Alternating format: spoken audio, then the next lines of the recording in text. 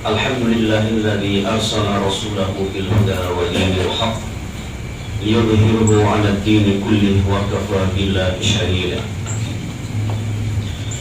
Ashhadu an la ilaha illallah wahdahu la sharika lah wa ashhadu anna Muhammadan 'abduhu wa rasuluhu la nabiyya ba'dahu.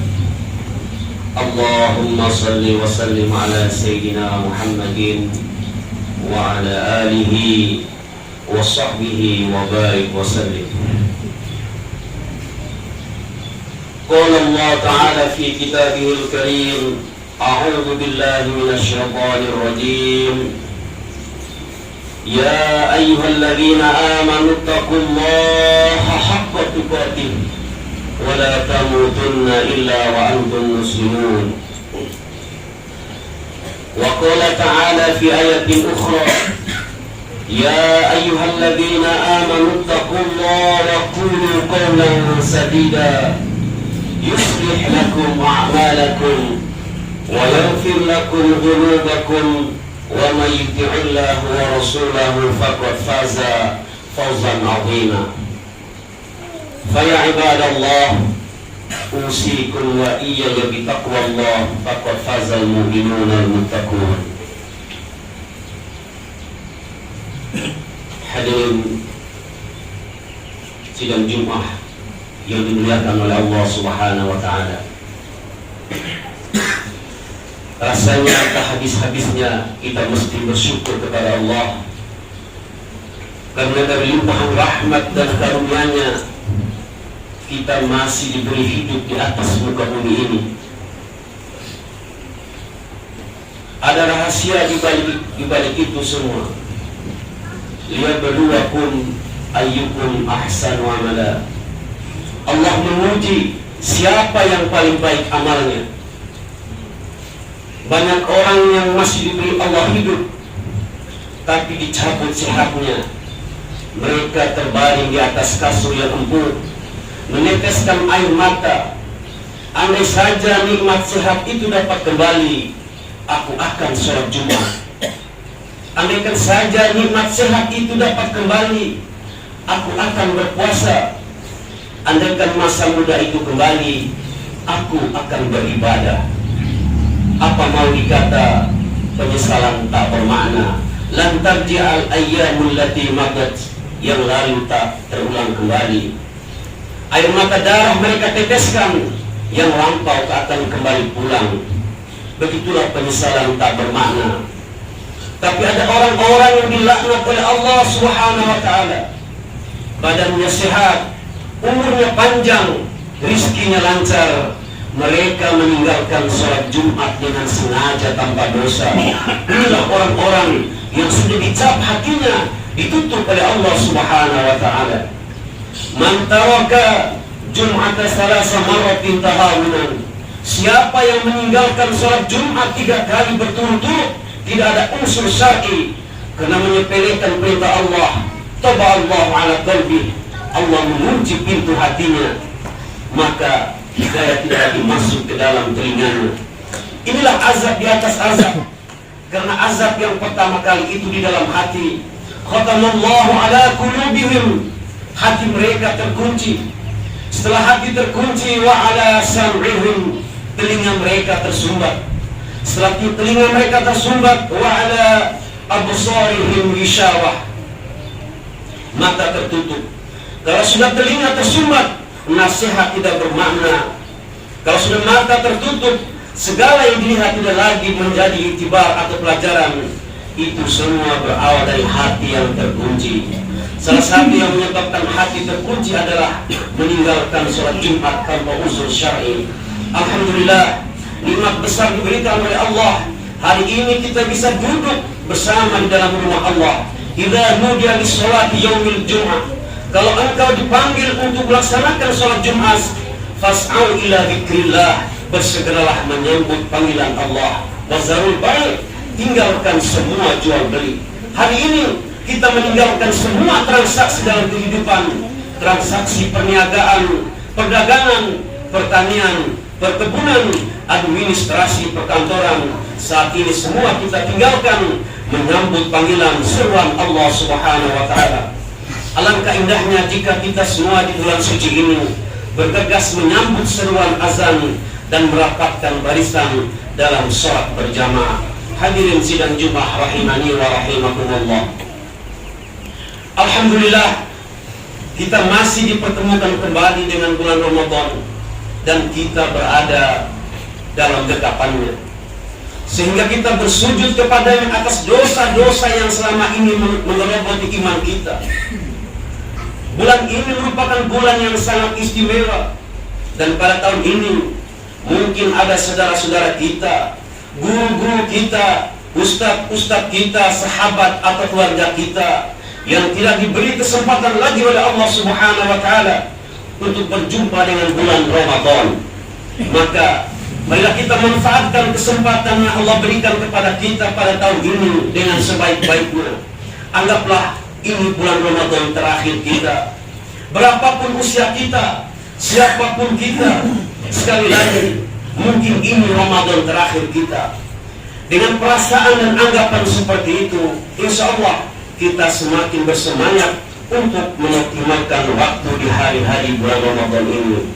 Hadirin sidang Jumat rahimani wa rahimakumullah. Bulan Ramadan merupakan syahrul syam. Bahkan di antara salah satu keistimewaan Ramadan adalah diwajibkan ibadah puasa. Kewajiban berpuasa hanya ada di bulan Ramadan. Satu-satunya ibadah selain sholat lima waktu di bulan Ramadan adalah puasa Ramadan. Dan puasa ini merupakan ibadah yang sangat istimewa, yang sangat luar biasa, memiliki banyak manfaat. Puasa merupakan penggugur dosa-dosa kita. Puasa merupakan sarana untuk mensucikan diri dan jiwa kita. Puasa juga merupakan sarana untuk meningkatkan derajat kita di sisi Allah Subhanahu wa Ta'ala. Bahkan puasa juga menjadikan jasmani kita lebih sehat, jasmani kita lebih baik. Orang yang berpuasa lillah, orang berpuasa karena Allah Subhanahu wa Ta'ala, dia akan mendapatkan kebaikan di dunia dan juga di akhirat kelak. Oleh karena itu, ibadah yang diwajibkan Allah di bulan ini, mari kita jaga dengan sebaik-baiknya. Kita jauhkan diri kita dari perusak-perusak ibadah puasa kita, perusak-perusak yang ada di dalam rumah tangga kita maupun di luar rumah tangga kita. Masyaallah muslimin, jangan sampai kita sudah menahan lapar, menahan rasa haus, akan tetapi rusak segala sesuatu, rusak segala-galanya, tidak mendapatkan apa-apa hanya karena kita tidak mampu sejenak untuk mengontrol mata kita, tidak mampu sejenak untuk mengontrol telinga kita, tidak mampu untuk mengontrol lisan kita. Akhirnya kita termasuk orang-orang yang disabdakan oleh Rasulullah sallallahu alaihi wasallam, "Kam min sha'imin laisa lahu min asyamihi illa al-ju' wal 'atas." Betapa banyak umatku ini yang mana mereka berpuasa, ketika mereka berhadapan di hadapan Allah, mereka tidak mendapatkan pahala puasa, mereka hanya mendapat rasa lapar dan haus. Hadirin, jangan sampai kita termasuk orang-orang bertahun-tahun puasa, berpuluhan kali kita berpuasa, tetapi di hadapan Allah Subhanahu wa Ta'ala amal-amal tersebut tidak terlihat. Kita tidak menyaksikan kebaikan-kebaikan dari puasa yang kita lakukan, disebabkan kita hanya berpuasa menahan makan dan minum, tapi tidak bisa menahan lisan, menahan mata, menahan telinga, oleh karena dihancurkan oleh perkara-perkara tersebut. Oleh sebab itu hadirin, kita jauhi perusak-perusak puasa. Ingatlah bahwa Allah mensyariatkan puasa tidak hanya sekedar menahan makan dan minum, tetapi tujuan utama dari puasa adalah agar kita mampu mengontrol hawa nafsu kita, agar kita mampu mengontrol jiwa kita. Dengan kemampuan mengontrol hawa nafsu itulah agar kita mampu, kita akan mencapai derajat orang-orang yang bertakwa pada Allah Subhanahu wa Ta'ala. Hadirin sidang Jumat rahimani wa rahimakumullah. Keistimewaan bulan Ramadan yang lain adalah bulan ini merupakan bulan diturunkannya Al-Quran, bulan diturunkannya mukjizat terbesar, mukjizat yang Allah berikan kepada Sayyidina Muhammad sallallahu alaihi wasallam. Allah turunkan Al-Quran di bulan Ramadan Sehingga Al-Quran juga diberi nama Syahrul Quran, bulannya Al-Quran. Malaikat Jibril setiap malam datang kepada Rasulullah sallallahu alaihi wasallam menyimak bacaan Rasulullah. Malaikat Jibril dan Nabi saling menyimak bacaan-bacaan Al-Quran, dilakukan setiap malam di bulan Ramadan. Sehingga dari sinilah muncul tradisi tadarus di tengah-tengah masyarakat kita. Masyarul muslimin, Syahrul Ramadan, Syahrul Quran, perbanyaklah membaca Al-Quran. Minimal bulan ini kita menghatamkan Al-Quran. Itu adalah batas minimal. Minimal kita hatam Al-Quran. Kalau di bulan Ramadan kita belum bisa menghatamkan Al-Quran, jangan berharap kita bisa menghatamkan Al-Quran di luar bulan Ramadan. Dan ketahuilah bahwasannya Al-Quran diturunkan untuk kita baca, untuk kita pelajari, untuk kita amalkan. Al-Quran bukan hanya sekedar dipajang. Al-Quran bukan untuk dibaca pada momen-momen tertentu. Bukan itu tujuan dari diturunkannya Al-Quran. Bahkan Allah memberi nama kitab suci kita dengan nama Al-Quran, yang artinya dibaca. Quran artinya dibaca. Inna hadzal Quran yahdi lillahi hiya aqwa. Sesungguhnya Al-Quran ini menunjukkan kepada jalan yang paling lurus. Dan Allah berfirman lagi, dzalikal kitabul la raiba fihi hudan lil muttaqin. Sesungguhnya Al-Quranul Karim tidak ada keraguan sedikit pun di dalamnya. Hudan lil muttaqin, sebagai petunjuk bagi orang-orang yang bertakwa. Dan Allah juga berfirman, wa nazzalna ilaikal kitaba sibyanan likulli. Dan kami turunkan kepadamu Al-Quranul Karim sebagai sibyanan, untuk menjelaskan segala sesuatu. Apapun yang kita butuhkan di dalam kehidupan ini ada di dalam Al-Quran. Tapi sayangnya kita tidak tahu apa itu isi Al-Quran Karim. Bahkan sebagian berpikir Al-Quran itu hanya surat Al-Maidah ayat 51. Sebagian tidak mengetahui surat Al-Quranul Karim kecuali surat Yasin. Sebagian lagi hanya mengetahui Qul huwallahu ahad. Padahal hadirin, Al-Quran terdiri dari 30 juz, 6.000 ayat dan 114 surat. Kemana kita selama ini? Itulah yang menyebabkan umat Islam hina tatkala mereka meninggalkan Al-Quranul Karim. Segala sesuatu yang kita butuhkan ada di dalam Al-Quran. Apapun itu, masalah politik, Allah berbicara dalam Al-Quranul Karim. Masalah perdagangan, Allah perbincangkan dalam Al-Quranul Karim. Masalah muamalah, masalah pernikahan, masalah kehidupan akhirat, semuanya sudah dijelaskan dalam Al-Quranul Karim. Hadirin sidang Jumat rahimani wa rahimakumullah. Kemudian bulan Ramadan juga memiliki keistimewaan dengan nama Syahrul Qiyam, bulan di mana kita dianjurkan untuk melaksanakan ibadah-ibadah. Allah Subhanahu wa taala mensyariatkan satu ibadah sunnah yang pelaksanaannya beda dengan bulan-bulan lain selain bulan Ramadan, yaitu salat tarawih. Salat tarawih ini masyarakat muslimin, jika kita laksanakan sampai tuntas bersama imam, pahala kita seperti pahala orang yang sholat semalam suntuk. Nabi Muhammad SAW bersabda, man qama ma'al imam hatta yansarifa kutiba qiyamul lailah. Barang siapa yang sholat malam bersama imam sampai ia selesai, maka ditulis untuknya pahala seperti orang sholat semalaman suntuk. Siapa yang mampu melakukan sholat semalaman suntuk, tidak tidur dan tidak istirahat, itu hanya bisa kita dapatkan hanya dengan sholat tarawih. Dan ini tidak Allah berikan kecuali bulan Ramadan. Maka kalau kesempatan ini kita sia-siakan, maka kita akan menjadi orang-orang yang merugi, orang-orang yang betul-betul merugi.